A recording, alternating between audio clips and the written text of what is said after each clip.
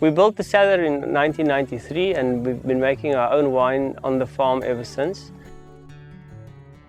We have about 400 hectares of vineyard on the farm, of which we use about 750 tons for our own production.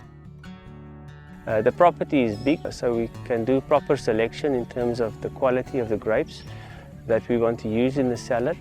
We also have a wide variety of cultivars that we can use, planted over 400 hectares. Plaisir de Merle focus on Cabernet Sauvignon. That would probably make up about half of our production. And added to that, we have Shiraz, Merlot, Petit Verdot, Cabernet Franc. And on the white side, we have Sauvignon Blanc and Chardonnay. At the time when we built the cellar in 1993, the idea was always to make a flagship wine which would be a Bordeaux-style blend. For that reason, we also planted Cabernet Franc, Malbec and Petit Verdot to blend into that specific wine. So since the early 2000s, we started bottling the Grand Plaisir, which, as the name says, it's the big wine from the Plaisir de Merle cellar.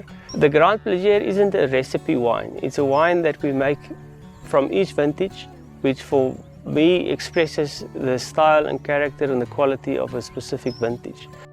When we blend this wine, we look at the maturation potential of the wine as well.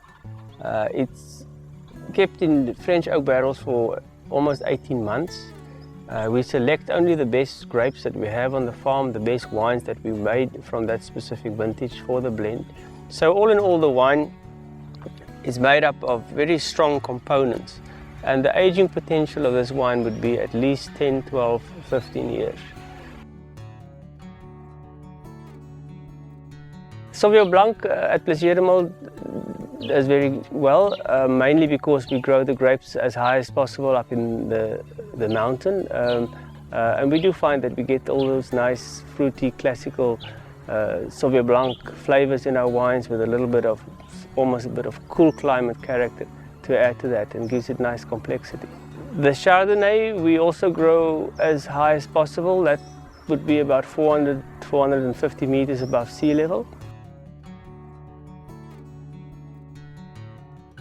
With the advantage of having such a big area to plant our vineyards, we have several different vineyards of each variety on the farm. That gives me the opportunity to actually blend those wines from different vineyards. It gives more complexity. One of the more challenging things of making wine anyway is blending the different wines together and see how you can create a unity out of individual components.